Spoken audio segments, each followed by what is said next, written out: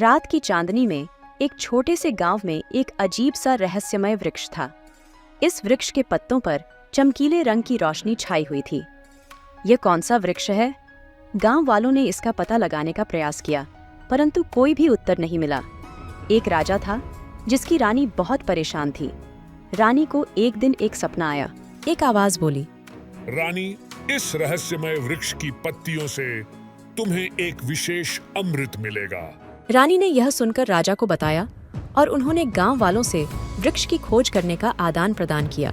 इस रहस्यमय वृक्ष की खोज में गांव वालों को मदद करने के लिए हमने एक युवक को चुना। यह कहकर राजा ने एक युवक को चुना जिसका नाम था अर्जुन। अर्जुन को राजा के साथ गांव की ओर रवाना कर दिया।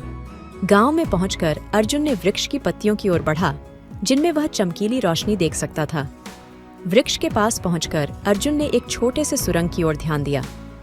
छोटे से सुरंग के अंदर एक सुंदर सा दुनिया फैली हुई थी जिसमें अनगिनत चमत्कारिक चीजें थीं। अर्जुन ने सुंदर सा अमृत को देखा और उसे लेने के लिए आगे बढ़ा। अर्जुन को देखकर एक रहस्यमय बूट ने उससे कहा, तुम्हें यह अमृत मिलेगा, पर इसकी प्राप्ति के लिए तुम्हें 3 परीक्षाएं पार करनी होंगी। पहली परीक्षा में तुम्हें विशेष रूप से रंगीन पत्तियों को चुनकर वापस लानी होगी। अर्जुन ने पहली परीक्षा में सफलता प्राप्त की और वृक्ष से रंगीन पत्तियों को वापस लाया। दूसरी परीक्षा में तुम्हें वृक्ष के पास चमकीली चिंगारी को बुझाना होगा। अर्जुन ने दूसरी परीक्षा में भी सफलता प्राप्त की और चमकीली चिंगारी को बुझा दिया। तीसरी परीक्षा में तुम्हें वृक्ष के पास स्थित एक बड़े से द्वार को खोलना होगा। अर्जुन ने तीसरी परीक्षा में भी सफलता प्राप्त की और बड़े से द्वार को खोलकर अमृत की दुनिया में पहुंचा। अमृत की दुनिया में पहुंचकर अर्जुन ने वहां की सुंदरता को देखा और रानी के लिए अमृत लेकर वापस लौटा। रानी को अमृत पिलाने के बाद उसकी परेशानियां दूर हो गईं और गांव में खुशियां फैल गईं।